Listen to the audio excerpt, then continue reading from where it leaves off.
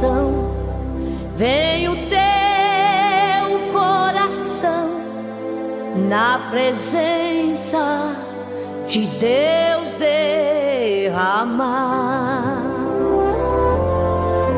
Mas só podes fluir o que estás a pedir quando tudo deixares no altar.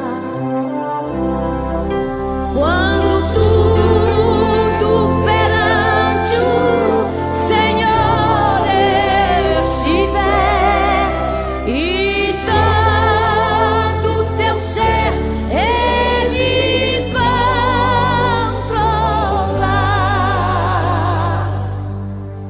só então hás de ver que o Senhor tem poder quando tudo deixares no altar.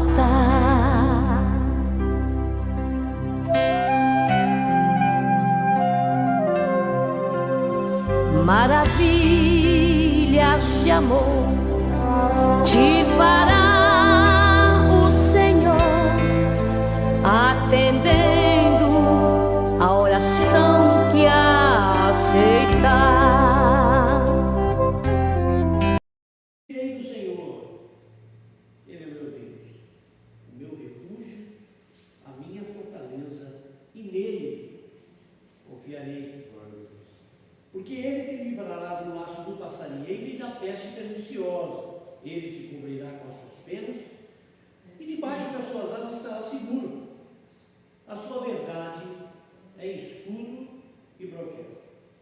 Não temerás espanto noturno, nem sete que voe de dia, nem peste que ande na escuridão, nem mortandade que assola ao meio-dia. 1000 cairão ao teu lado, 10.000 à tua direita, mas tu não serás atingido. Somente com os teus olhos olharás e verás a recompensa dos ímpios. Porque tu, ó Senhor, és o meu refúgio, o Altíssimo é a tua habitação. Nenhum mal te sucederá, nem praga alguma chegará à tua tenda.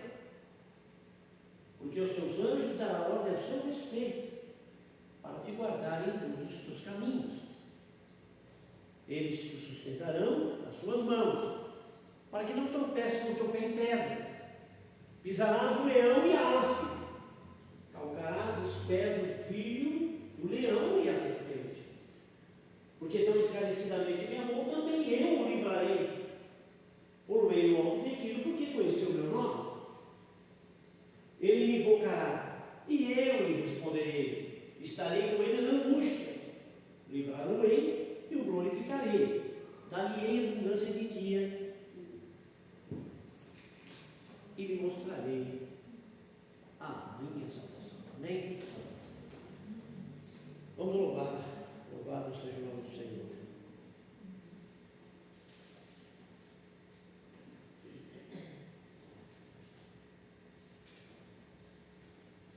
Cento e 39, no meio da área. 139 da área.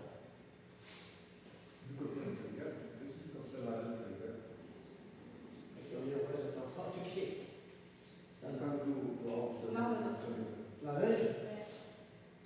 Minha voz é tão alta aqui. Amém. 139, amém?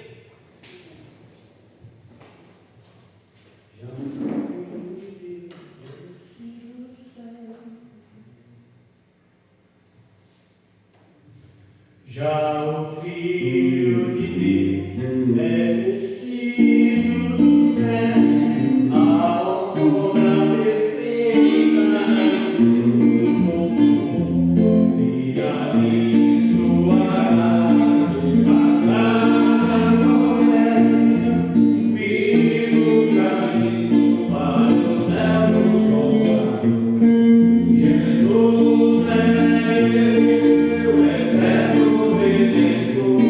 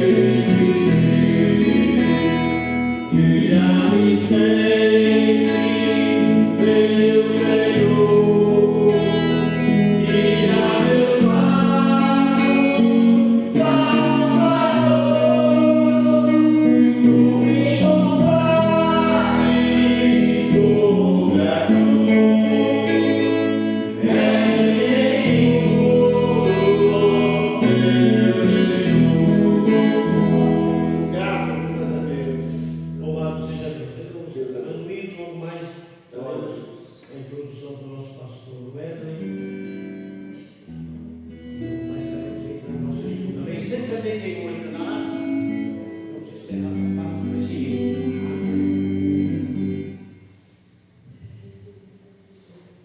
Era um pecador, andava sem Jesus.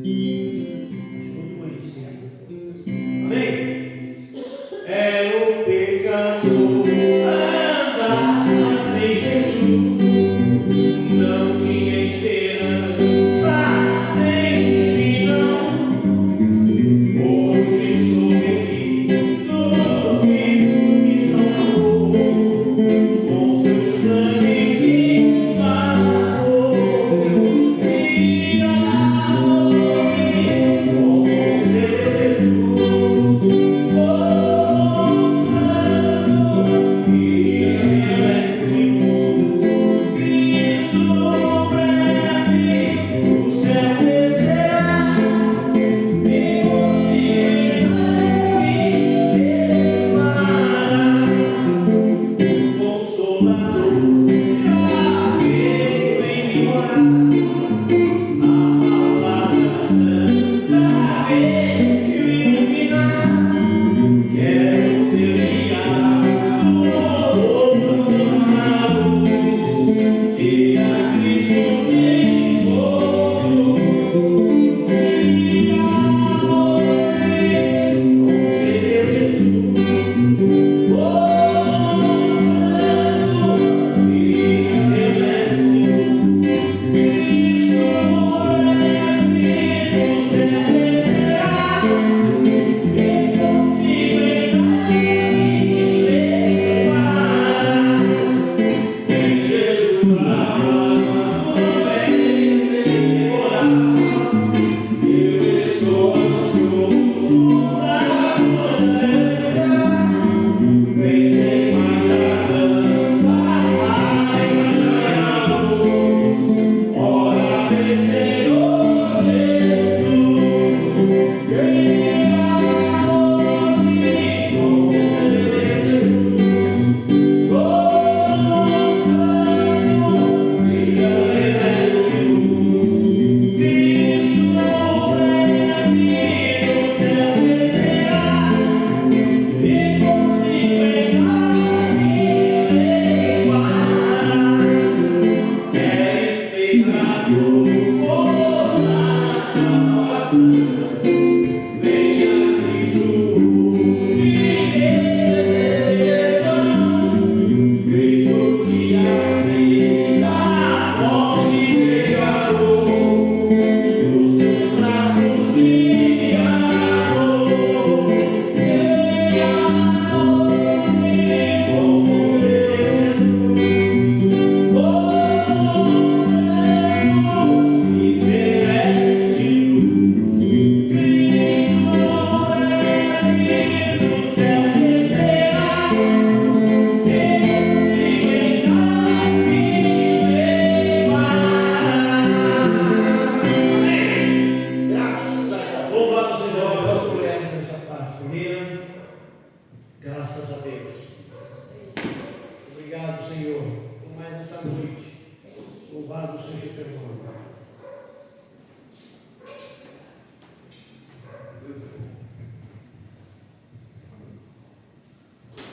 Paz do Senhor Jesus.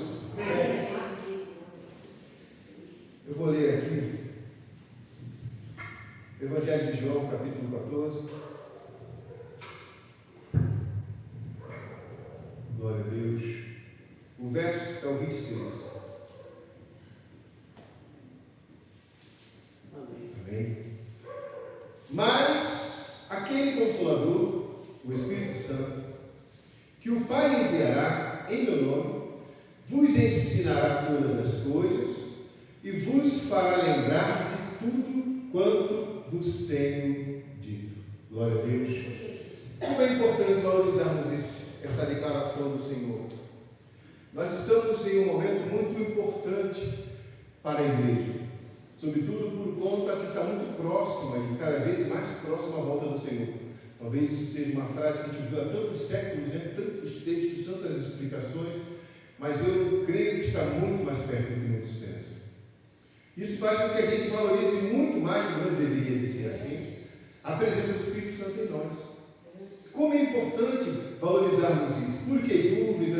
receios, ressentimentos, ou qualquer tipo de coisa que possa envolver a nossa mente, o nosso coração, a presença do Espírito Santo em nós faz com que tudo fique sempre no seu devido lugar, tirando ressentimentos, mágoas e também dúvidas.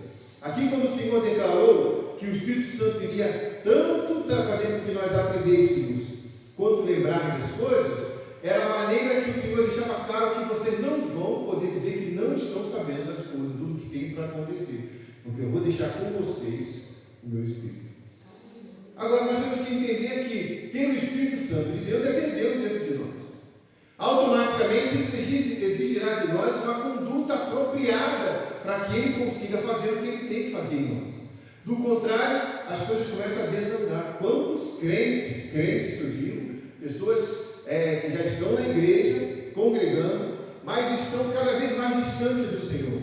Isso por quê? Porque não perceberam que dentro dele tem o Espírito Santo que está abatido, triste. Mas o Espírito Santo se entristece? Pois bem, aqui em Efésios 4, quando nós vemos Paulo falar sobre o verso 30, e não entristeçais o Espírito Santo de Deus, no qual estáis selados para o dia da redenção, essa declaração não é porque o Espírito Santo é sensível com respeito a sentimentos comuns, mas é porque ele, sendo Deus, ele não pode compactuar com coisas erradas. E a partir do momento que nós começamos a falhar, ou titubear na fé, ou declarar ou fazer alguma coisa que o Espírito Santo, ou que a presença do Senhor não se agrade, nós vamos paulatinamente tendo esse esfriamento do Espírito dentro de nós. Aqui, nos versos anteriores a esse versículo 30 de Efésios 4, nós vamos ver o Paulo falando no verso 25: deixai a mentira, falai a verdade, cada um com o seu próximo, irai-vos, mas não peque, não se põe o sol sobre a ira, não deis lugar ao diabo, aquele que furtava não furte mais, antes trabalhe fazendo com as mãos o que é bom, para que tenham o que repartir com aquele que tem necessidade. Não saia da vossa boca palavras torpes, mas só a que for boa, para que gere edificação e dê graças que ouve. Então aqui Paulo começa a declarar o que pode gerar um esfriamento no ser humano. E olha que são coisas que às vezes a gente faz de forma muito natural. Mentir, ou se cair com raiva, deixar que essa raiva se torne até parte de nós. Tem gente que gosta de se sentir irado, que acha que é uma coisa assim favorável, saber que é uma pessoa abrupta, e na verdade o cristão tem que ser manso, o cristão tem que ser longânimo. Eu acho, pastor Marcos, que a longanimidade hoje está em falta.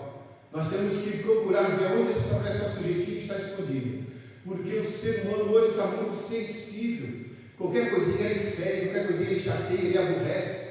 Não conseguimos conversar com pessoas adultas, porque logo a pessoa se abate, se distancia, não quer mais contato, e daqui a pouco você vai ver, não está nem mais vindo.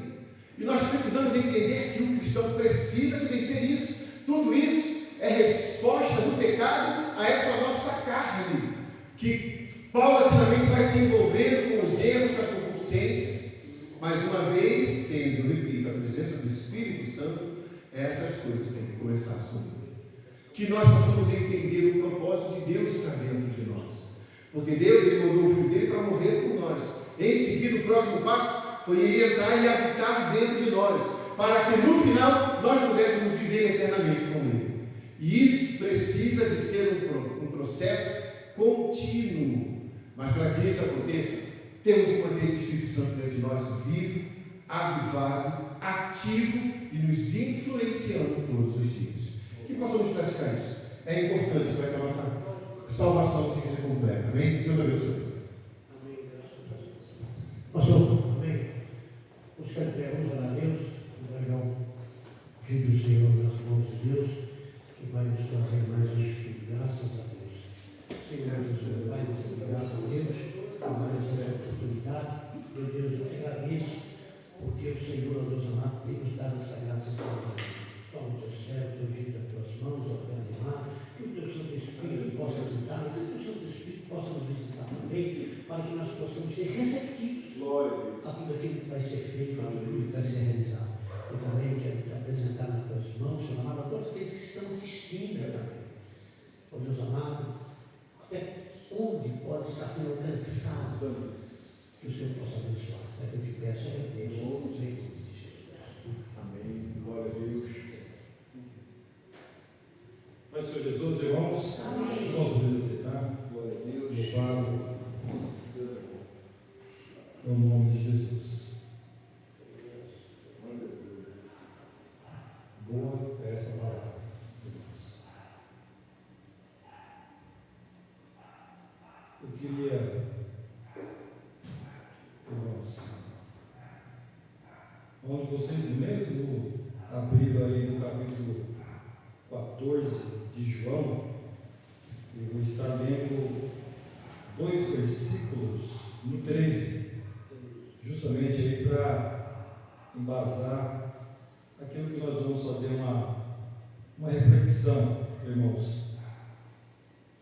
E eu quero aqui abordar, irmãos, que o cristão ele tem uma identidade visível. Eu vou ler no capítulo 13, 2 versículos, irmãos. E isso, no capítulo 13, 2 versículos, mas se nós colocarmos lá, eu sempre faço essa observação, irmãos, referente ao capítulo 13 de João. Nós deveríamos ser um amante de Bíblia e saber a narrativa, o que aconteceu. Não é a gente ler um capítulo, um versículo e se isolar.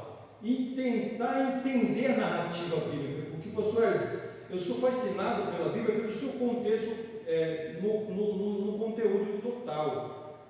E quando eu pego o capítulo 13, que nós utilizamos ele aqui todos os meses, quando tem a ceia, irmãos, nós vamos ver, e eu sempre repito isso, nós vamos ver no capítulo 22 de Lucas, a mesma situação, só que quem narra aqui é Lucas.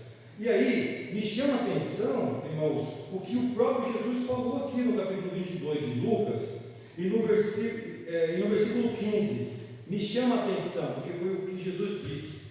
Então, olha o que Jesus disse, disse-lhes Jesus, disse-lhes, essas versões eu vou falar, mas vamos lá, disse-lhes, quem disse? Jesus.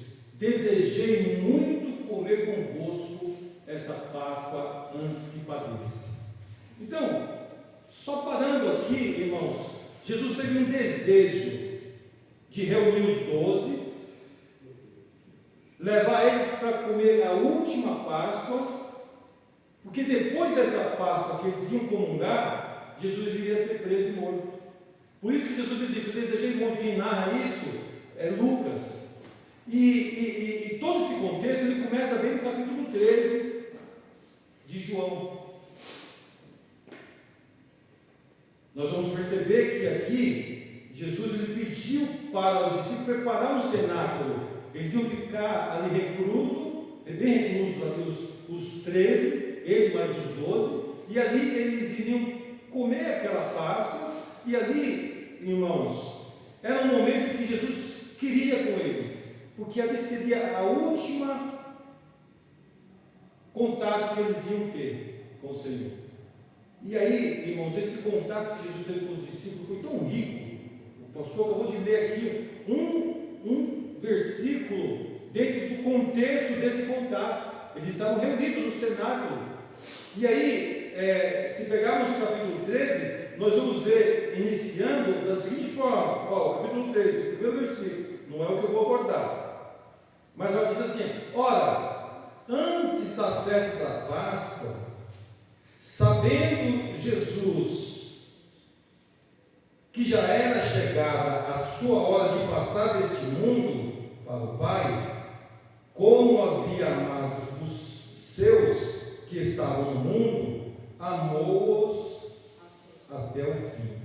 Então percebe que antes do momento da Páscoa, ali, porque ia ser comemorada a Páscoa, Jesus sabia que aquele seria o último momento, e ali ele pegou esse momento, junto ali com os seus discípulos, e começou, irmãos, a trazer revelações que para nós hoje ela faz toda a diferença.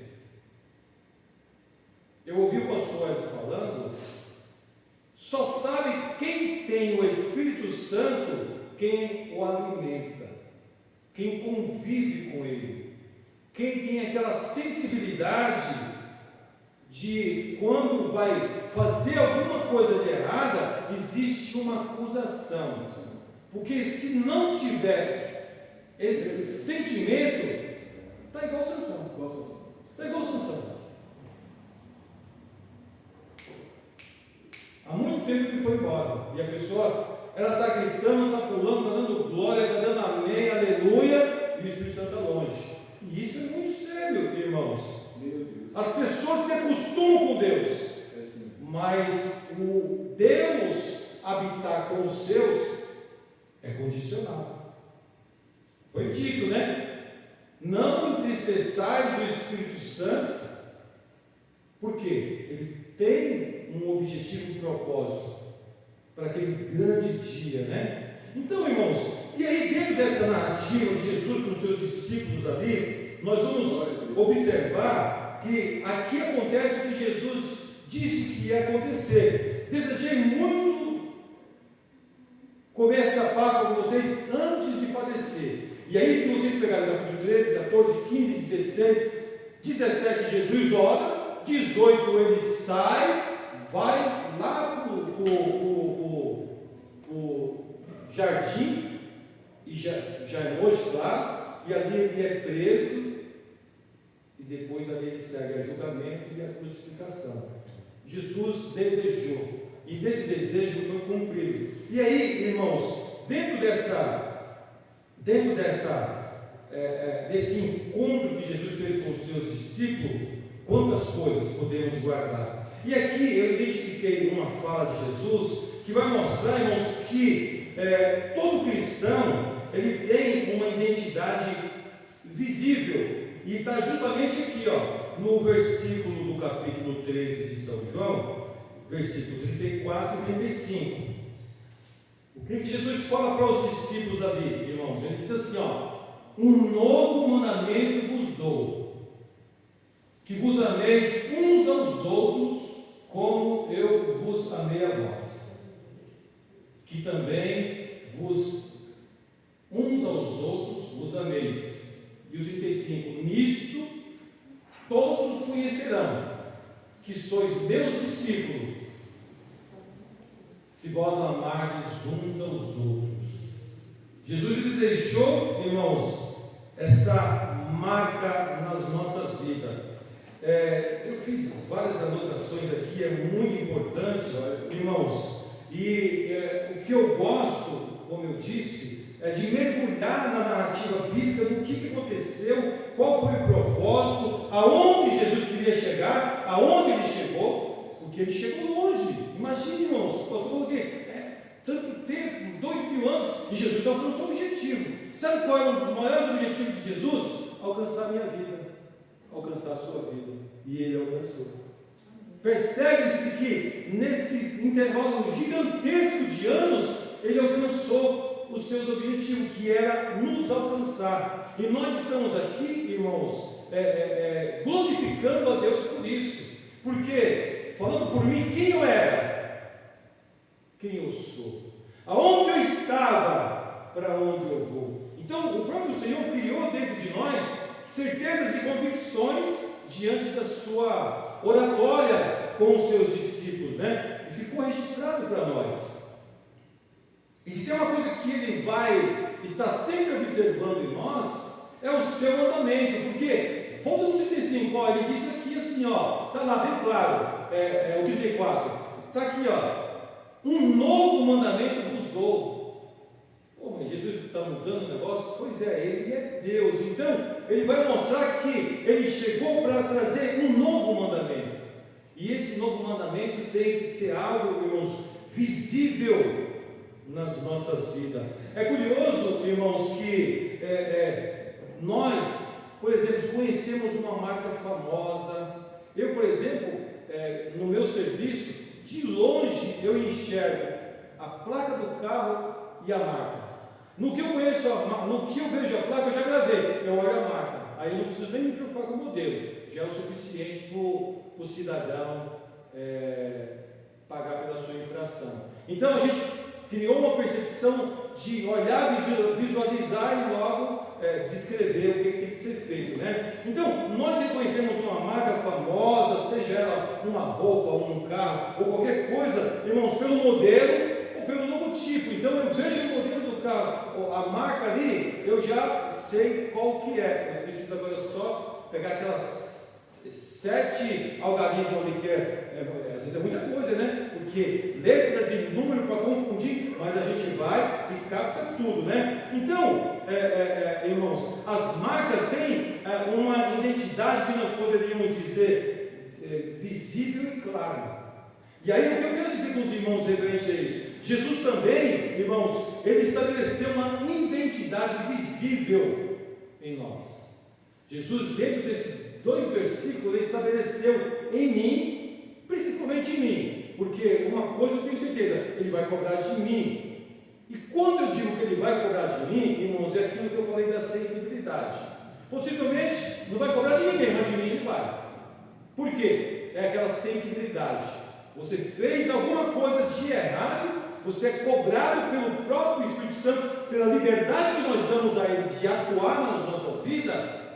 Está errado, não faz isso. E às vezes ele te direciona a ir consertar aquele erro. E a gente tem que fazer o quê? Se submeter. Porque se ele é Senhor e eu sou servo, tem que se submeter. Não tem jeito, né? Então, Jesus ele também estabeleceu essa identidade visível para todos aqueles que o seguem. Para todos, irmãos. Não ficou nenhum de fora. Agora vai caber a cada um de nós, irmãos, fazer, diríamos, por merecer. Se eu tenho essa marca na minha vida, agora eu tenho que fazer o quê? Que ela seja visível. E aí eu digo, não se trata de um símbolo no peito, porque às vezes alguém diz que é cristão porque ele coloca uma corrente e uma cruz aqui no peito. Tem deles que faz tatuagem escrito o nome de Jesus. E tem um monte de adereço, irmãos. Então, não se trata de um símbolo, não se trata de uma roupa, de um modo de se vestir. E, irmãos, não é por um jargão religioso, não é por eu pregar, não é por eu falar eloquentemente, eu ter uma boa oratória. Porque às vezes, irmãos, nós vemos a pessoa prega, pula, grita, o homem é aquele negócio. A esposa falou que queria que ele fosse assim lá em casa. Não é. Então, irmãos, a coisa era muito séria, porque diante do plenário, da plateia, é fácil mostrar um personagem, mas esse personagem ele tem que ser único. Tiago, às vezes, ele exortou, não seja de dupla personalidade, porque isso torna-se um perigo, né? Então, não se trata de nada disso, irmãos, porque se vocês perceberem hoje o que tem de jargão religioso, e irmãos, eu digo uma coisa, eu fico assim incomodado, porque eu procuro ir contrário a qualquer segmento modista hoje. Misericórdia. Se eu não tiver de Deus a palavra, a revelação, o entendimento, pode ter certeza que, olha, irmão, todo mundo aí, vai de calma. Fica de pé, olha para o seu irmão. Não é para mim, eu não nasci para isso. Me perdoa que eu não nasci para isso. Não nasci, irmãos. Porque o Espírito de Deus, ele tem coisas boas para nós. Eu digo que eu estou aqui, eu não sou nada, não sou ninguém. Porque está aqui, João 3,30. Necessário é que ele cresça e eu diminua. Então é sempre nesse propósito aqui. Ele crescer e diminuir. Mas se ele quiser algo mais dentro do contexto que nós estamos estudando, ele revela. E aí nós trazemos, nos alimentando. Porque eu vou dizer uma coisa para os irmãos. Quem sai daqui mais alimentado e abençoado, eu tenho certeza absoluta, sou eu. Sou eu, irmão. Sabe por quê? Porque é glória que sobe, é glória que desce, e com poder a igreja estremece. É glória que sobe, é glória que desce. Porque é assim, irmãos, é bem assim. Liga do céu em nossas vidas uma sintonia. E aí é por isso, professores, que às vezes eu falo que aquela alegria que nos vem dá vontade de ficar 2, 3, 4, 10 horas falando sem parar. Por quê? Porque não somos nós. Talvez alguém nossa, mas para que falar tanto? É que não sabe como que o vaso tem contato com Deus. E aí o que ele quer? Ele quer permanecer dentro dessa atmosfera, que é coisa tremenda, irmãos. Mas vamos caminhar. Então, irmãos, qual é essa marca visível? É algo visível na prática, como nós vemos lá no 13, 34 e 35, né? É algo, irmãos, visível na prática, ou seja, é um amor praticável, não é falar, é o amor praticável. Agora, o que nós poderíamos, irmãos, dentro desse contexto que aqui estamos, fazer uma observação. Jesus, ele profere esse novo mandamento, se nós pararmos para ver a leitura, imediatamente após a saída de Judas para o traí-lo. Olha que interessante, se você pegar o 13, e aí você pega o capítulo 13 de João, e o versículo, eu vou voltar bem para trás, né? Eu vou voltar no 21, nós vamos perceber, Jesus ele profere a palavra, essa palavra, eu vos dou um novo mandamento, logo que Judas sai, sabe de que forma? Em um ambiente que eles estavam ali, totalmente cercado de tensão, de rejeição eminente e dor. Era como estava aquele ambiente. Jesus desejou, irmãos, comer aquela última Páscoa com os seus discípulos. Estava lá Jesus mais os 12. Só que o ambiente, ele estava de que forma? Ele estava tenso, estava ali com uma preocupação no ar, uma rejeição iminente, dor. E eu digo isso pelo que está escrito. Olha o que está escrito no versículo 21 do 13. E aí, eu vou ler alguns versículos. Olha o que ele diz. Tendo Jesus dito isto, turbou-se em espírito. Olha que Jesus ficou turbado, irmãos. Se vocês, claro, vocês vão voltar para trás e vão ver por que ele se turbou. Mas, tendo Jesus dito isso, turbou-se em espírito. Ele ficou ali meio que turbado. Aí, e afirmou dizendo: na verdade vos digo, que um de vós me há de trair. Estava ele e os 12, e ele disse: olha, ele não queria aquilo, mas ele estava trazendo uma revelação. Um de vocês vão me trair. Aí vamos lá. Então os discípulos olharam um para os outros, duvidando do que ele falava. Ora, um de seus discípulos, aquele a quem Jesus amava, estava reclinado no seio de Jesus. Então Simão Pedro fez um sinal a esse, para que ele pergunte quem era, a quem ele está falando. E inclinando-se João ali sobre o seio de Jesus, perguntou, ele fez a pergunta, né? Jesus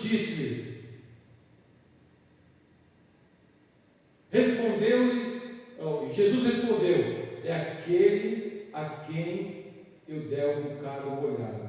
Então Jesus já estava dando uma direção, mas eu acredito que aquele momento era de tanta alegria ali, que eles estavam, todo mundo viajando ali, né? Porque eles não entenderam, né? Então Jesus ele disse: aqui eu der um bocado molhado. E aí ele foi lá e deu a quem? A Judas Iscariote, filho de Simão. O 27. E após o bocado, entrou nele Satanás. Eu queria dar uma paradinha aqui. E após Jesus dar um bocado para Judas Iscariote, entrou nele Satanás. Disse-lhe, pois, Jesus: o que fazes, faze-o depressa. Olha que interessante, irmãos. Olha para pensar comigo aqui. Após Jesus dar o bocado molhado para Judas, entrou nele Satanás. Por que ele não estribuchou? Por que ele não espumou ali para fora para Jesus expulsar ele?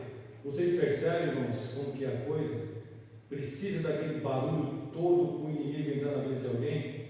Então, o que eu quero trazer um alerta, irmãos, é que às vezes o inimigo está usando a boca de alguém, falando por intermédio de alguém, ou está com a ação de alguém, sem que ninguém perceba. Porque, o próprio adversário entrou na vida de Judas, irmãos. e não teve manifestação nenhuma. Só quem viu foi Jesus. Olha o 28. Aí Jesus deu aquela advertência. Falou para quem? Para Judas? Não. Falou para o inimigo que estava na vida dele. O que tem de fazer, faz o que presta. E nenhum dos que estavam sentados à mesa compreendeu a que propósito lhe disseram isso. Eles não entenderam por quê. Eles não estavam entendendo. 28, 29. Porque, como Judas tinha bolsa, pensavam alguns que Jesus tinha dito: compra o que nos é necessário para a festa, ou que desse alguma coisa aos pobres. Aí fecha no 30. E tendo ele tomado o bocado, saiu logo e já era noite. Eles estavam num ambiente, irmãos, aonde Jesus ele desceu, lavou os pés dos discípulos, começou ali a comer a ceia, porque eles estavam se alimentando da ceia. Porque, se vocês perceberem, irmãos, voltando o 13 um pouco, ó, no 13 aí o versículo 2 diz assim, ó: e acabada a ceia, tendo já o diabo posto no coração de Judas Iscariotes, filho de Simão, que o traísse. Então, eles estavam ceando, comendo a Páscoa. Tudo de bom estava acontecendo ali, né? E o diabo já tinha, olha que interessante, irmãos, o diabo já tinha colocado no coração de Judas que o traísse. Jesus, sabendo que o Pai tinha depositado nas suas mãos todas as coisas, e que havia servo de Deus, e que ia para Deus, levantou-se da ceia, tirou as vestes e tomou uma toalha, cingiu, e depois saiu a lavar os pés do discípulo. Mas percebe que o diabo ele já tinha colocado no coração de Judas que traísse Jesus. Quando ele tem a oportunidade, ele entra. Quando ele entra, aí depois que Jesus revela, ele saiu daquele ambiente. Então não ficou mais ali. Olha que interessante, irmãos. Uma reunião aonde Jesus ele tinha muitas coisas para revelar, tinha um diabo no meio deles, porque foi o que se tornou Judas por ter dado lugar ao mesmo. E aí Jesus tinha que fazer o quê? Tornar aquele ambiente para aqueles que de fato iriam absorver a sua palavra, porque dariam continuidade em levá-la adiante. Então, o que nós vamos observar aqui, irmãos? Jesus que agora ia revelar a eles o quê? O que nós vemos aqui, esse novo mandamento. E o que a gente percebe aqui, irmãos? O amor ordenado por Jesus não depende de reciprocidade ou de um ambiente favorável, porque o ambiente não estava favorável, e muito menos recíproco pela parte de Judas. O amor de Jesus brilha mais intensamente contra um pano de fundo, irmãos, de traição e da hostilidade do mundo. E é bem assim, irmãos, quanto mais a coisa é contrária ao servo e à serva de Deus, sabe uma coisa?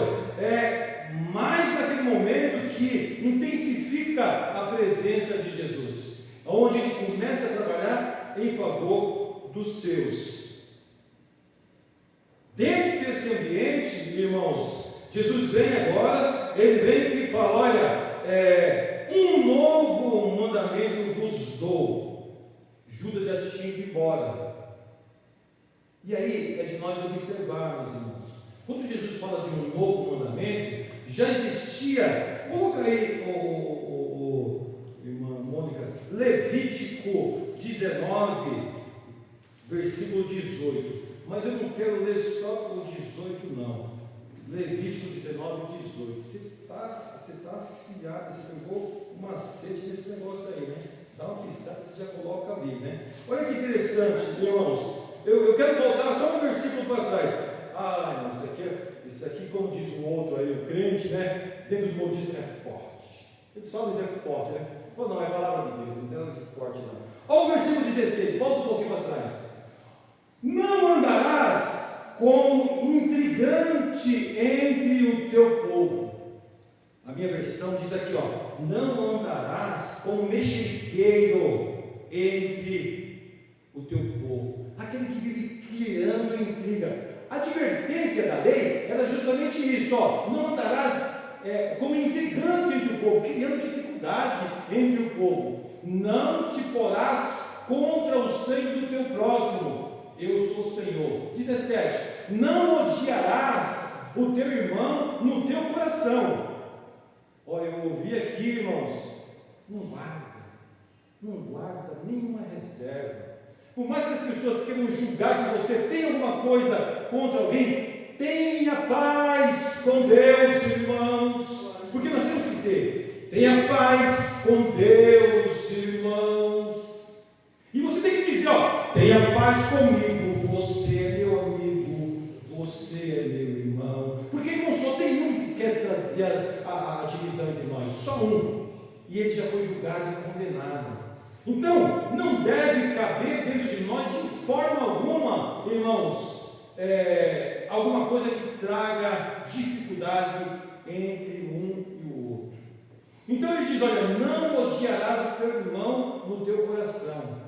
Odiar é algo terrível. Percebe-se que já estava lá na lei. A lei já dizia, né? Então, não deixarás de repreender o teu próximo, e por causa dele não sofrerás pecado. 18, não te vingarás, nem guardarás ira contra os filhos do teu povo.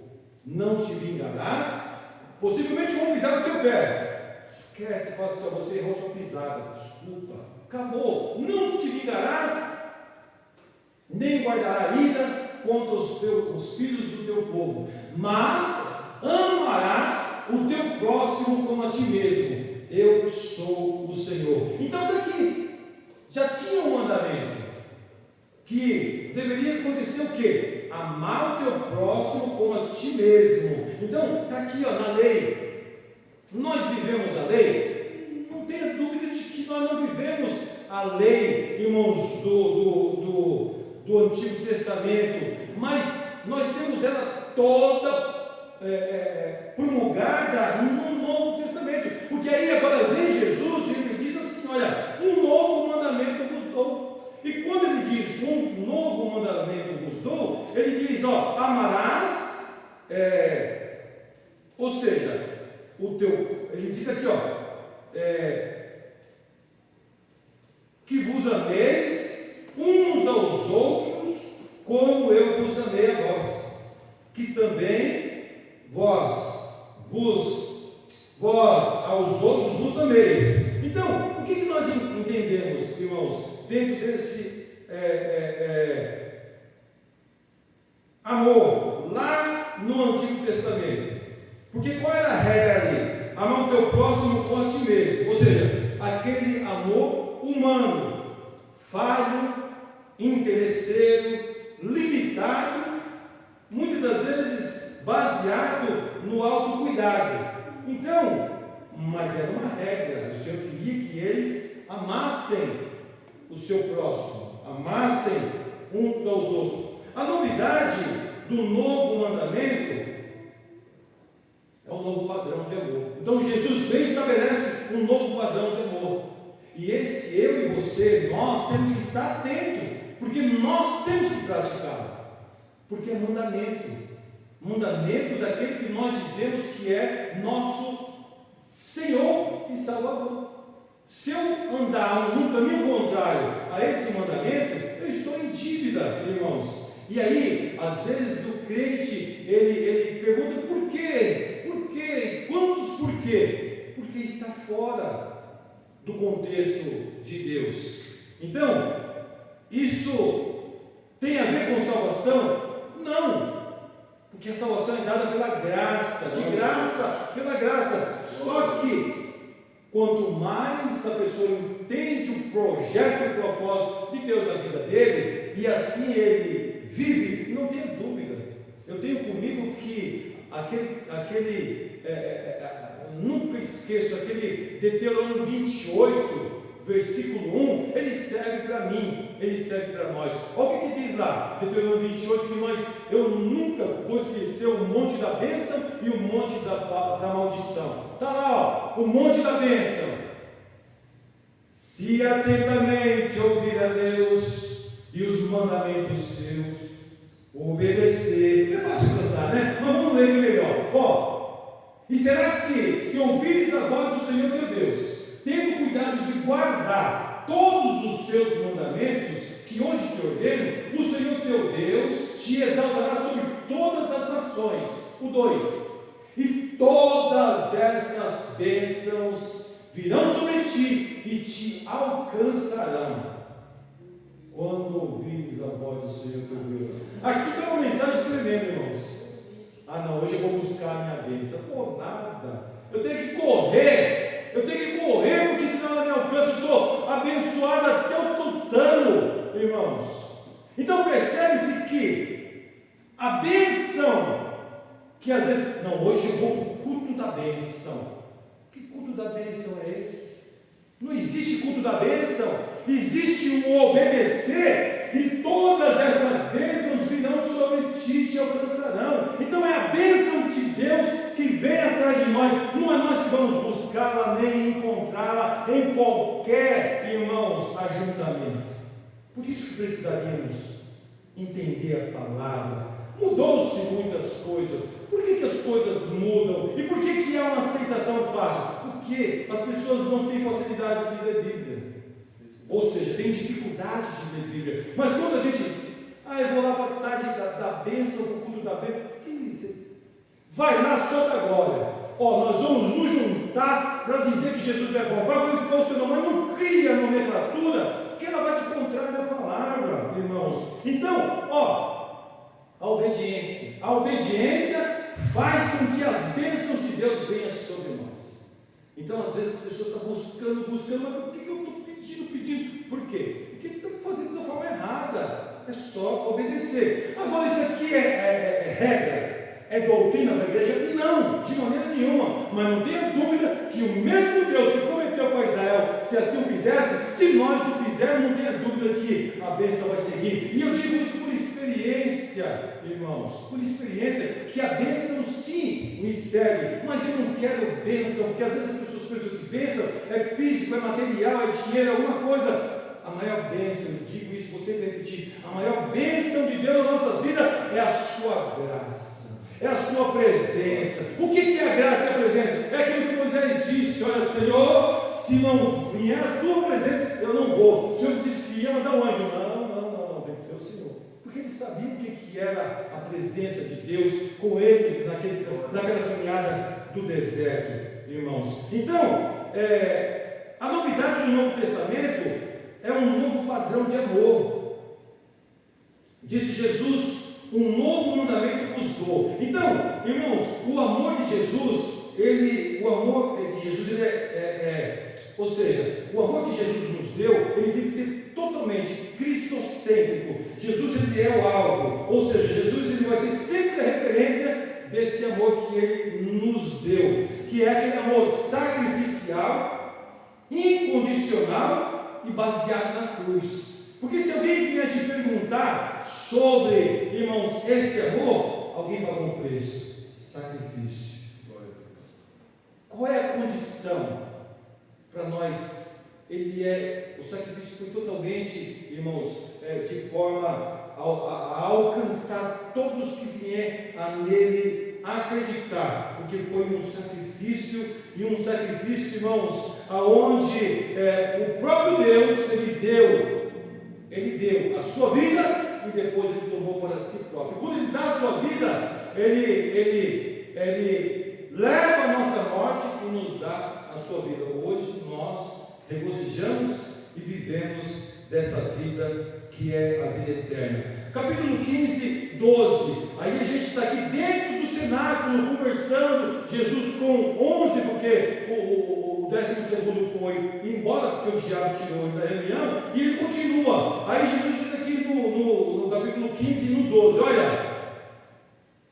de João. Aí, porque ele está dentro do cenáculo, está conversando, né? Aí ele vem e diz para os discípulos, né? O meu mandamento é este. Porque Jesus, ele é repetitivo. Jesus é igual eu, repetitivo. Nós repetimos várias vezes para que nós sejamos inculcados com essa palavra, que ela fique aqui, guardada. O meu mandamento é este: que vos amei uns aos outros, assim como eu vos amei. Então Jesus estava ali conversando com ele e repetindo a eles, né? E aí ele vem e deixa bem claro para eles que eles tinham que amar uns aos outros. Aí nós vamos lá para a primeira carta de João, que também é muito conhecido, nós só estamos fazendo uma reflexão aqui, no versículo 16 do capítulo 3. Eu falo ao contrário para ver se capta fácil, né? Então, 1 João 3,16. Aí o que Jesus diz ali? Porque o mesmo João que estava ali no seio de Jesus, olha o que ele escreve depois. Nós conhecemos o amor nisso. Qual amor? O amor que Deus nos deu. Conhecemos o amor nisso. Que amor? Qual é o amor que nós temos hoje? Nós temos o amor de Deus na nossa vida. Para estarmos aqui, nós temos o amor de Deus. Para me conviver com minha esposa, eu tenho um amor eros. Nós nos juntamos e vamos viver para sempre. Então, esse amor conjugal, o meu com ela, eternamente, até que a morte, para sempre, até que a morte nos separe. Mas esse amor nosso aqui, ó, é o amor fraternal que vem do amor que Deus nos deu. Então, conhecemos o amor nisso, que aquele que deu a sua vida por nós, não é Ele mesmo. E nós devemos dar vida pelos irmãos, que Ele deu a sua vida por nós. Jesus deu a sua vida por mim, por cada um de nós. Então nós devemos dar a nossa vida por quem? Pelos nossos irmãos. Calma, mas eu vou morrer pelo meu irmão? Não, não é isso que Ele quis dizer. Aquilo que pudermos fazer, temos que fazer sem medir esforço algum. E fazemos isso de que forma? Pelo amor que Ele nos deu. No cristianismo, a essência da unidade é o amor. Se nós pegarmos o cristianismo num todo, irmãos, a essência da unidade é o amor. Para nós estarmos unidos de fato, tem que haver esse amor que é o amor de Deus. Então, a gente volta lá para o cenáculo, agora dentro de um versículo, dentro da oração sacerdotal, que é o capítulo 17 e 21, Jesus ele vem e chama a atenção dos seus discípulos, bem, na verdade não, ele ali, no momento da oração, olha o que ele diz, 17 e 21 de João. Jesus conecta diretamente a unidade e o amor dos discípulos como um sucesso evangelístico. Então, olha o que Jesus fala. Porque, irmãos, quando eu digo que eu sou assim, fascinado pela palavra, dentro do seu contexto, vocês vão perceber Jesus dentro de um diálogo com os discípulos, e essa oração é uma das orações mais completas na Bíblia. Nós vamos observar que é a oração de Jesus, né? Quando ele começa no capítulo 17. No 21, ele diz assim, ó, para que, ele conversando com o Pai, né? Para que todos sejam um, como tu, ó Pai, o és em mim, e eu em ti, que também eles sejam um em nós, para que o mundo creia que tu me enviaste. Então, a unidade em amor vai fazer com que as pessoas acreditem. Tem alguma coisa diferente com esse povo? Esse povo é diferente. Eles acolhem, eles tratam bem, educação. Eu trabalho muito com eventos, irmãos, vários tipos de eventos. E os meus colegas vivem reclamando dos eventos. Pode ter qualquer. Nós já fizemos evento grande da Assembleia de Deus, evento grande da Igreja Universal, evento grande dos Testemunhos de Jeová. Todos esses eventos, o ímpio, ele sai elogiando. Olha, se todos os eventos fossem assim, eles não fazem bagunça, não tem barulho, não tem xingamento, é tudo ordeiro, tudo certinho. Eles elogiam. Por quê, irmãos? Justamente isso que Jesus disse, ó, para que o mundo creia que tu me enviaste. Então, quando o ímpio, ele vê esse povo reunido, eles vê a diferença. Olha, eles são diferentes. Com esse, se nossos eventos fossem tudo como esse povo que serve a Deus, eu vejo eles falar, nós não tínhamos essa dificuldade, porque nós temos dificuldade com os eventos aí fora, de fazer bloqueio e uma série de situações, irmãos. Claro que não é geral, tem umas igrejas aí que dão um trabalho terrível, que ela é igual aqui, ó, nós temos aqui a nossa igreja, diríamos que aqui nós teríamos 200 membros, todo mundo de carro, e começar a parar o carro na frente da casa dos outros. Isso aí traria um incômodo a quem tem um carro parado na sua garagem. E eu às vezes recebo reclamação, eu falei, ele tem que dar, a igreja, ela tem que, de toda forma, dar um exemplo. Ela não pode, de maneira alguma, entristecer a vizinhança de forma, com um comportamento errado. E aí ela perde toda a credibilidade do evangelho cristão, pregando de Deus. Isso é muito triste, é chato, né? Então, irmãos, eu digo aqui que o cristianismo, repito, num todo, a essência dessa unidade, ela é o amor. Então, a unidade da igreja é a prova jurídica que o mundo precisa para crer na missão de Cristo. Então, a unidade é tudo dentro da igreja, irmãos. Ela é a prova cabal de que o mundo precisa crer na missão de Jesus.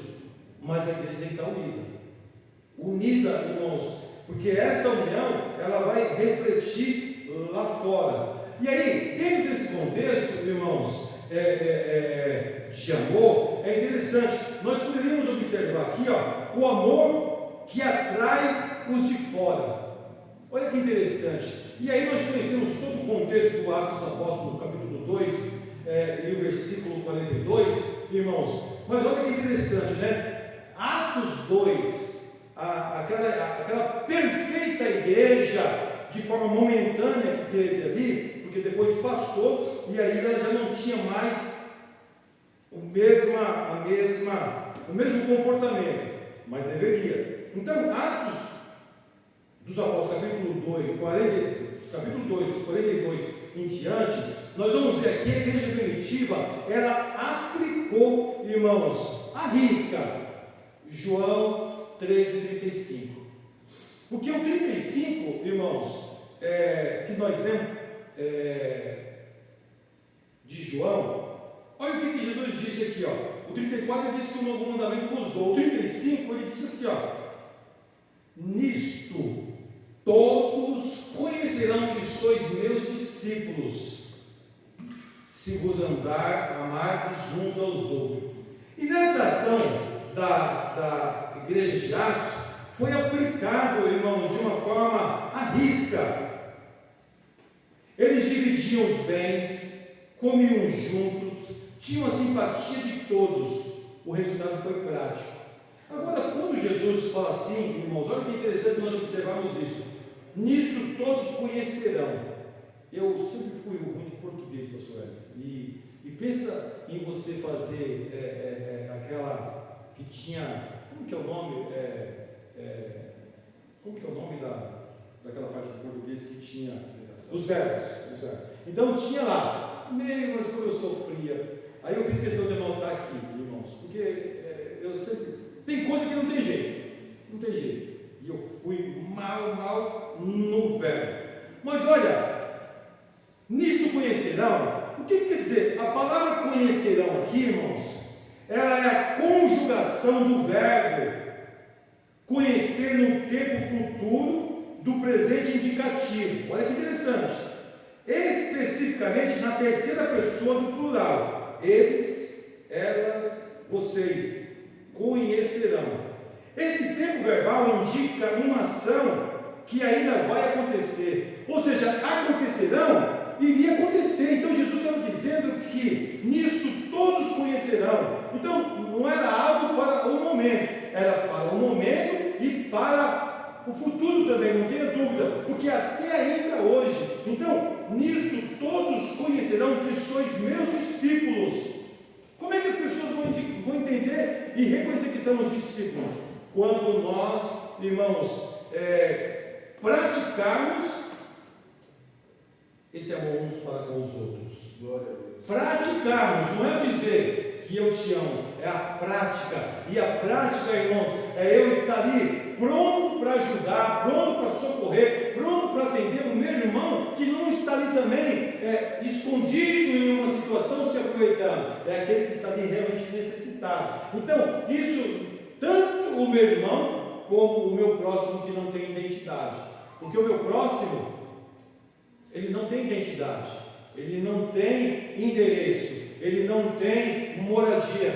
Qualquer pessoa é o meu próximo. Então eu tenho que fazer, eu tenho que ajudar da mesma forma, né? Então, se pararmos para observar, a igreja primitiva, aqui nós colocamos aqui que é o amor que atrai os de fora. Então, depois daquele ato ali da descida do Espírito Santo e aquela pregação de Pedro, 3.000, depois 5.000 almas, todo mundo veio e começou a participar, e ali eles entenderam o projeto de Deus, e aí eles dividiam, comiam, existia uma comunhão entre eles, ou seja, o resultado era totalmente prático. Hoje, irmãos, existe uma briga dizimar do Antigo Testamento, dizimar, e aquela briga de dízimo, não existia dízimo no Antigo Testamento com a igreja primitiva.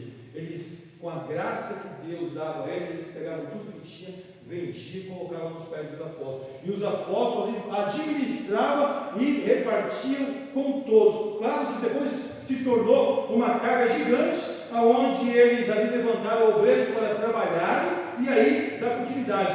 A igreja vinha caminhando numa perfeição. Aquela era a igreja que o Senhor esperava que vingasse. E ela vingou, irmãos, ela vingou. Pelo menos os seus 300 primeiros anos vingou. Aí depois o tal do Constantino estatizou a igreja e acabou. Aí virou uma salada. E aí ainda hoje nós sofremos o caso de Constantino, irmãos. Mas sobretudo, ainda hoje nós temos o mesmo Espírito que criou toda essa situação. O mesmo amor que foi dado a nós, ele está dentro de nós. Foi ele que promoveu toda essa situação. Então, irmãos, o amor de Cristo em nossas vidas atrai as pessoas. As pessoas querem estar perto daquele que exala desse amor. E de que forma as pessoas têm a percepção? Manso, meio, educado, sem reclamação, rixoso.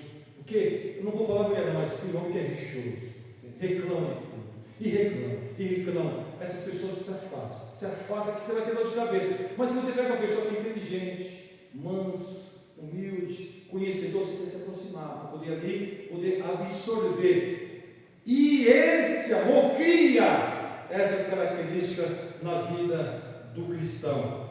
O amor fraterno é a maior ferramenta apologética da igreja, irmãos. O amor fraterno, o amor entre irmãos, é a maior ferramenta apologética. Nós podemos, irmãos, atrair as pessoas por intermédio desse amor, irmãos, e sermos apologistas. Podemos fazer apologia. O que é fazer apologia?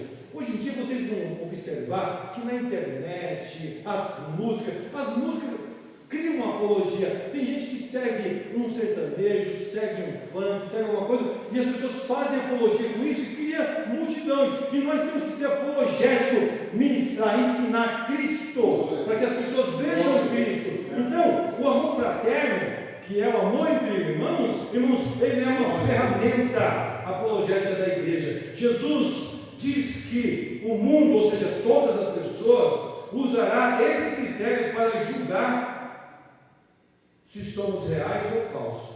As pessoas vão observar. Se as pessoas observarem esse amor no seio da igreja, não tenha dúvida, irmãos, elas vão saber se é verdadeira ou se é falsa. Porque quem faz essa observação é as pessoas de fora, não são os de dentro.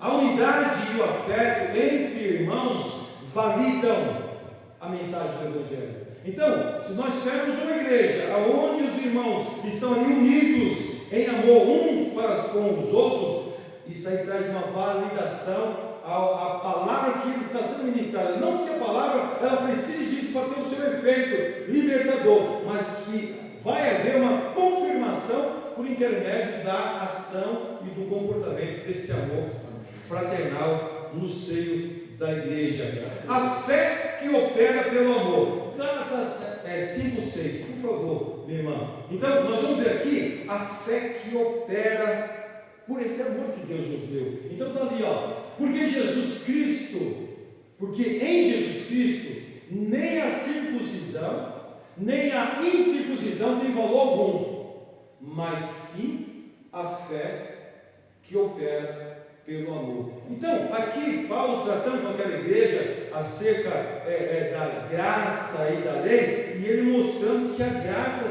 superabundou, irmãos, a lei. Então, a fé que opera pelo amor. Paulo reforça aqui o evangelismo, que no evangelismo e na vida com Deus, as regras externas e rituais perdem o valor diante da fé que opera pelo amor. Então, rituais, regras, diríamos que cultura dentro de um segmento, perde-se totalmente o valor, porque a fé que opera pelo amor, ela vai de fato sobrepor. Sem amor, o discurso evangelístico vira barulho. Barulho, é só gritaria pura. Tem que ter amor. Eu estou aqui, ou qualquer um, ministra a palavra, aquela alegria. Eu passo, eu ignoro, eu não estou nem aí, não quero conversa com ninguém, não gosto. Que comportamento é esse, irmãos? Então, me faz lembrar, uma vez, um irmão, ele pegou, me abordou, e ele não estava mais com a gente aqui. Irmãos, eu não estou falando isso por ninguém que não o faça, mas me chamou a atenção. Ele dizia assim, ele era jovem, na época do pastor Maximino. Olha que interessante, irmãos, o zelo do pastor para com as suas ovelhas. O pastor Maximino, sabe o que ele fazia? Depois que acabava o culto, ele descia e ficava na porta. Ninguém ia embora antes de cumprimentar ele. Era um rito? Era algo que foi empregado? Não, ele sentia-se no dever de abraçar todas as suas ovelhas. Isso é bom? Isso é ótimo. A ovelha se sente importante. O meu pastor me cumprimentou na hora que eu fui embora. E quantos pastores hoje, irmãos, andam com segurança e carro blindado? E para você chegar a ele, primeiro você tem que ir no Pai, no Filho e no Espírito Santo, depois falar lá com a STF e vem descendo até chegar no pastor.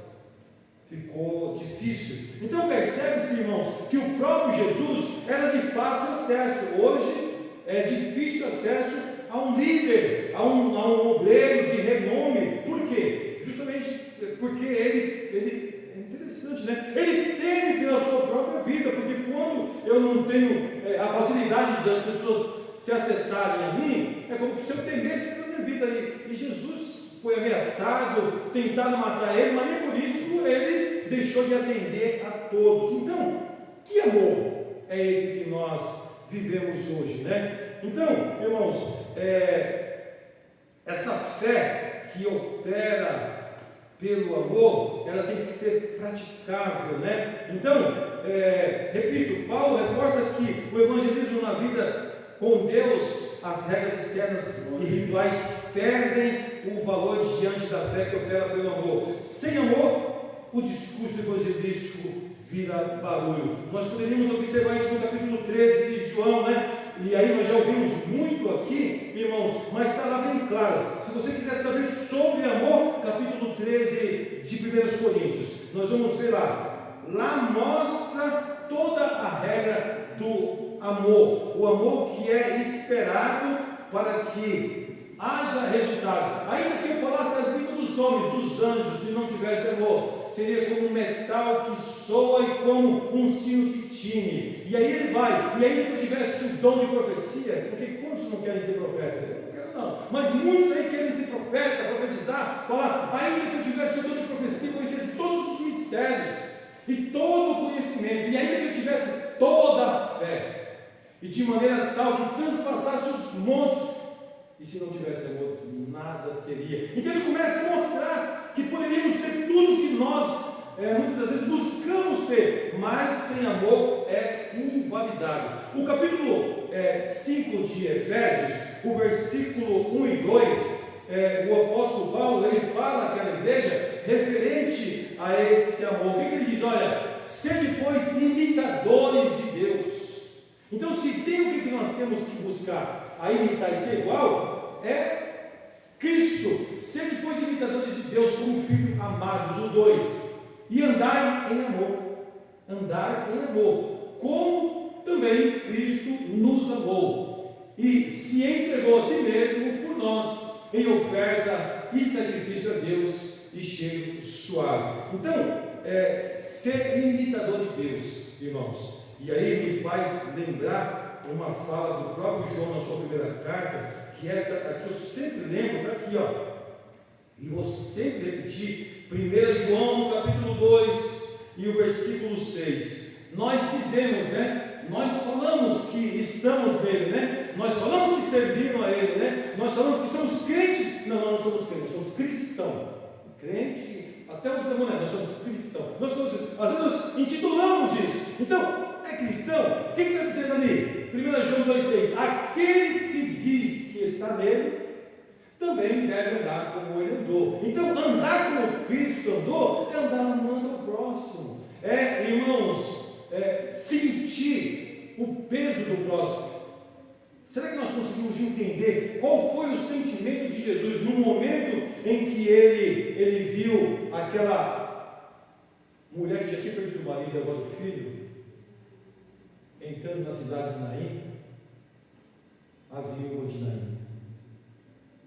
Jesus sentiu, no que ele sentiu, falou: não, calma, isso aqui não pode continuar assim. Ele foi e mudou a história daquela viúva, que já tinha perdido o marido e agora perdia o seu filho. Ou seja, sentir o peso da dificuldade, da perca do seu próximo. Isso, de fato, irmãos, é amor.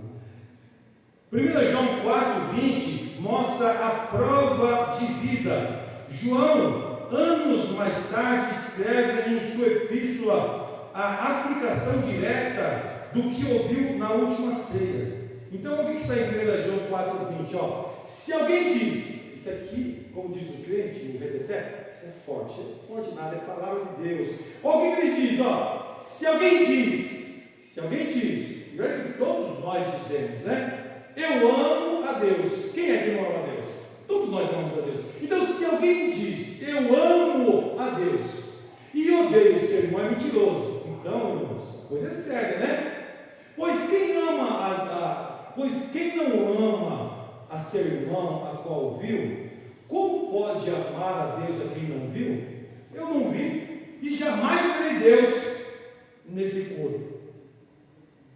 E aí eu digo que eu amo a Deus e eu odeio meu irmão. Olha como coisa é séria. Esse negócio de amor, Jesus ele colocou nós no estreito, irmãos. Nós entramos no estreito de Jesus, irmãos, porque ele espera de nós o quê? Comportamento. Não somente fala, mas comportamento, né? Então, João vem agora, ele traz a escrita daquilo que ele aprendeu lá na última ceia, né? Então, o evangelismo perde o poder se pregarmos o amor de Deus, mas retemos o amor ao próximo. Eu prego o amor de Deus e retenho o amor ao próximo. Ele acaba perdendo o seu efeito. Eu vou caminhar para a conclusão, irmãos. A grande armadilha do evangelismo é tentar pregar o amor de Deus baseando-se no esforço da nossa própria carne.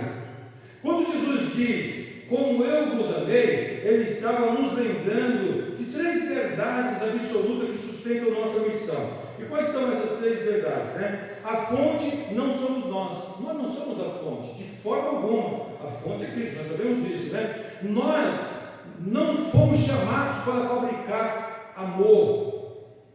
Nós não temos, irmãos, mas sim para transbordar o amor que já recebemos. Então nós recebemos, irmãos, nós recebemos esse amor.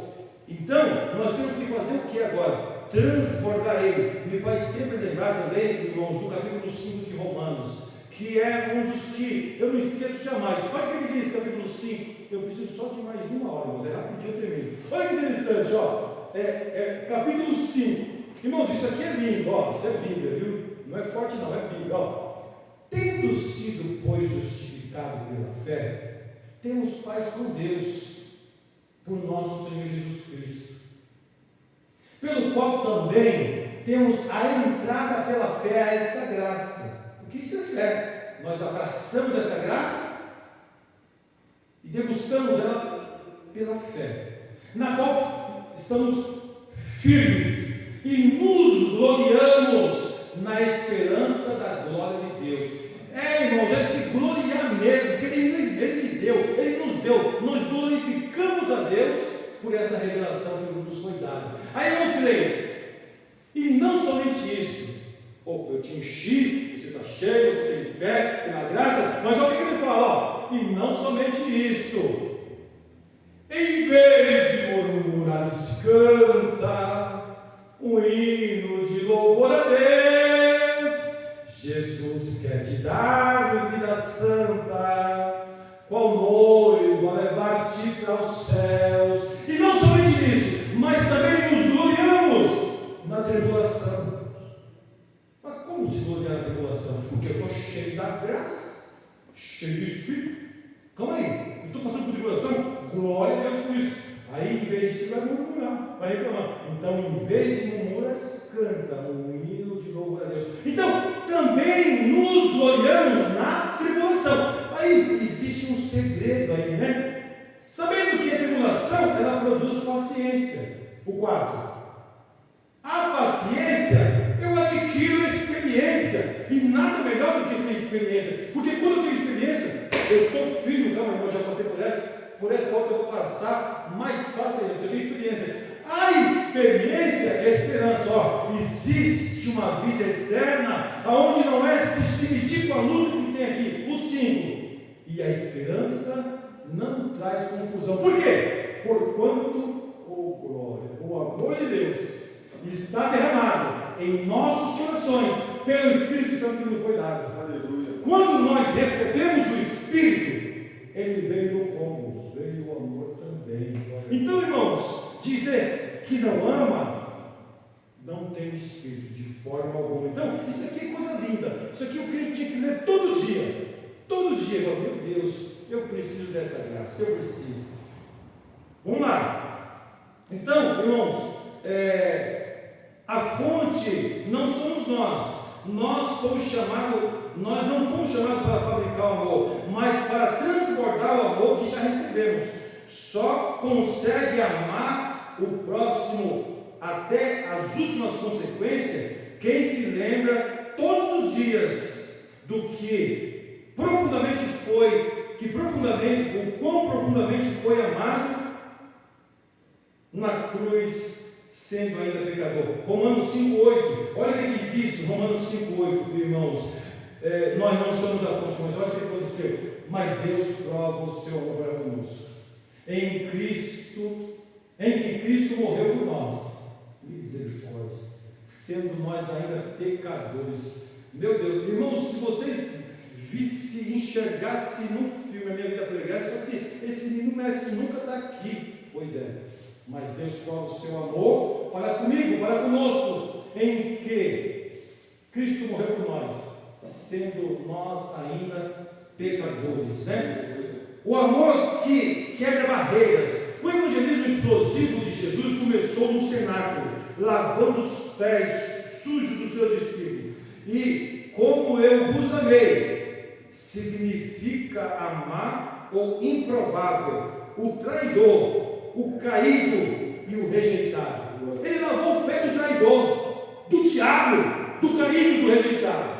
Ele lavou os pés de Judas, irmãos. Então, ele não olhou, porque Judas poderia ter fechado a porta e não deixado o diabo entrar, mas ele abriu a porta, porque o diabo já vinha começando. Depois ele abriu, entrou a porta e saiu e foi embora. Então, irmãos, significa amar o improvável, o traidor, o caído e o rejeitado. Quando a igreja reproduz esse padrão, o mundo perde os argumentos intelectuais contra a fé. Os intelectuais lá fora vão falar assim, não, calma aí, esse povo é diferente, porque eles vão para a cadeia, evangeliza e o bandido se converte, eles vão para as favelas, evangeliza e os traficantes se convertem. Então, quer dizer, eles vão trocar a intelectualidade, ou seja, o pensamento, a inteligência, e vão observar a fé.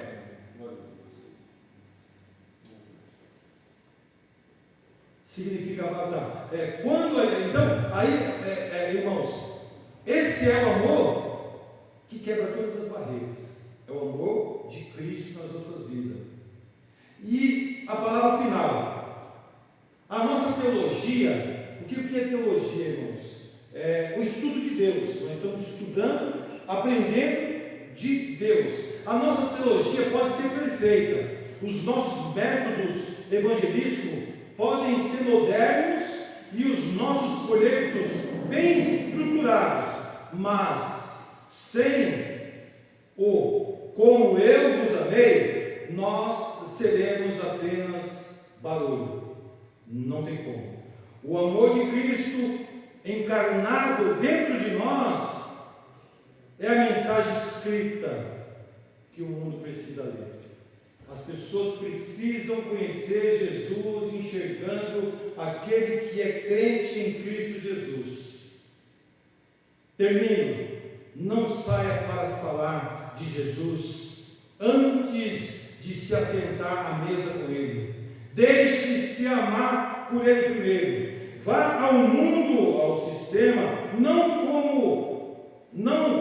com arrogância de quem sabe tudo, mas com a humildade de quem foi perdoado e agora carrega a maior força do universo. Olha, irmãos, a maior força do universo, o amor sacrificial de Jesus Cristo. Que a nossa vida seja a prova viva de que Ele ressuscitou e continua amando as pessoas através de nós.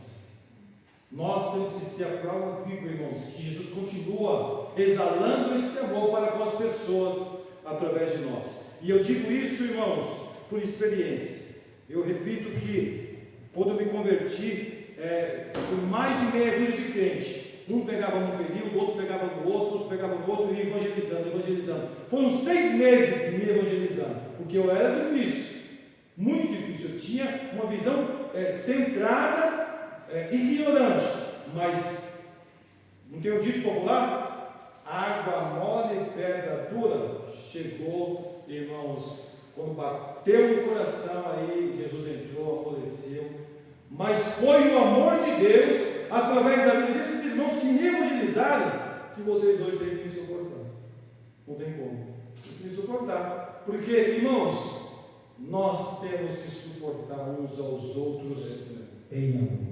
Deus abençoe os irmãos e que o amor de Deus esteja sempre em evidência nas nossas vidas. Deus abençoe em nome de Jesus.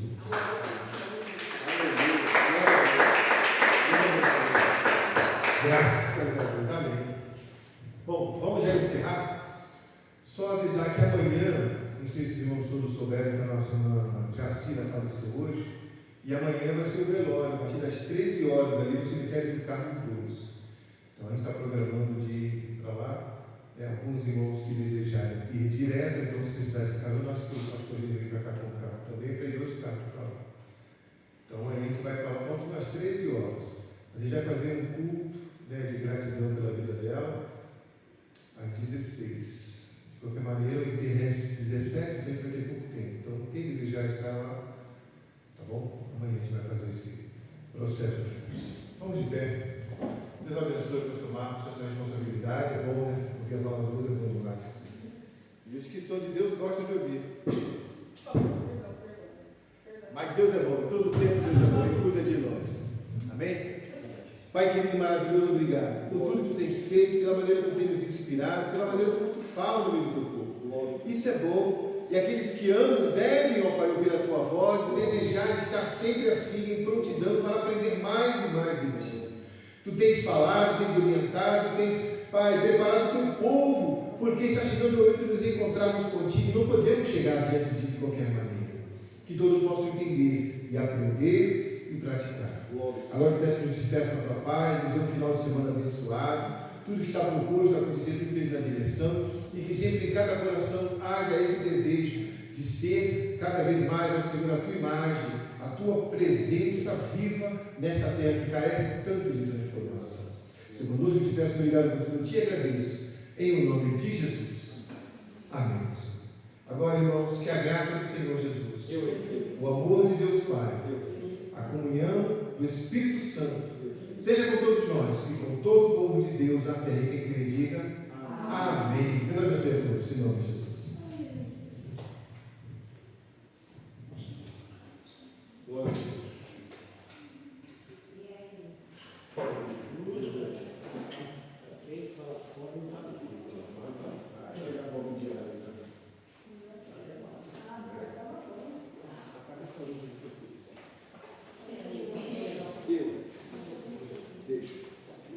Deus